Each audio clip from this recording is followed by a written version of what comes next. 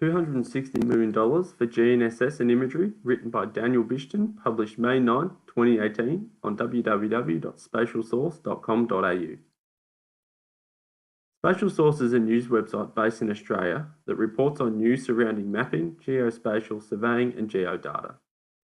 The intended audience for this article are people who work or are interested in the surveying and geospatial sectors.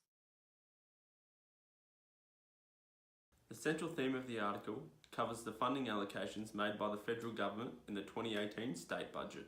The budget that has delivered $2.4 billion for science and technology has allocated $260 million to overhaul satellite-based positioning and data provision services for Australian GNSS users.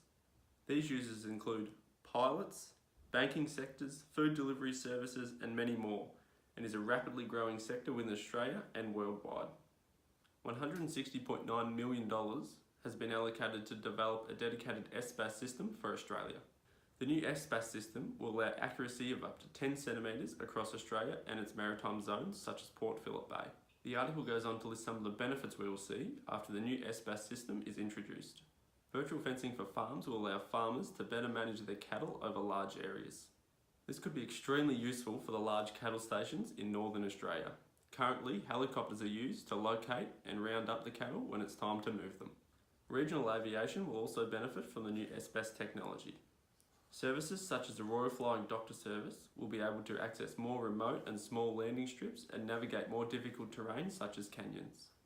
$64 million has been dedicated to developing National Positioning Infrastructure Capabilities, or NPIC. This infrastructure is claimed to deliver 3 centimetre accuracy in areas of Australia that have good mobile coverage. The remaining $36 million has been allocated to Digital Earth Australia.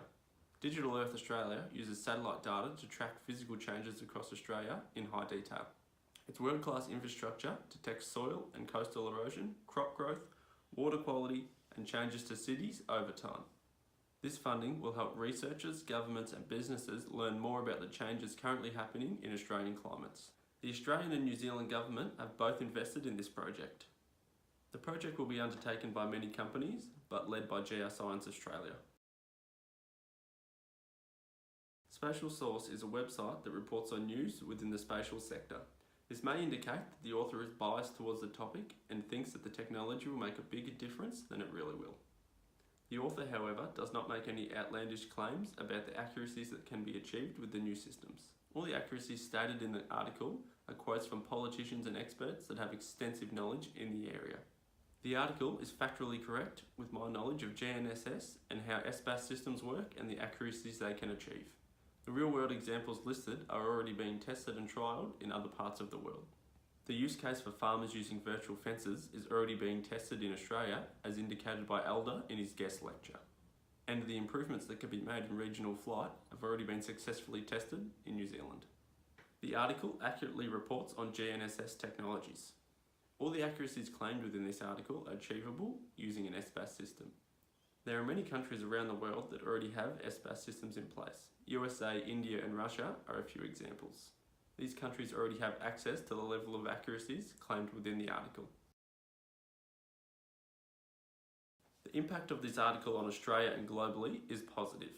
The geospatial sector within Australia is often overlooked because the general public has no understanding of what it is or how it works. The real-world examples within this article will shine some much-needed light on how the SBAS system and additional funding for Digital Earth Australia will benefit us as a nation. To improve upon this article, I would suggest including some more real-world examples that are more relevant to the general public. An example of how an SBAS system can help more accurately locate a distress signal from a missing boat or even a missing person, or the benefits of gaining more knowledge about how Australia's environments are changing, may bring more interest to the general public, not just the geospatial sector. Some dates should be included. When does the project begin and when does it finish? And when will we be able to see the benefits of the new system that's been put in place? The article is also missing a description of what an SBAS system is. If somebody from the general public reads this article, they may not have an understanding of what an SBAS system is, how it works, or why we should even invest in the technology. Overall, the article is well written and provides relevant examples of the benefits that the funding will bring. Even though the article is targeted at the surveying and spatial sectors, more consideration for the general public should be considered.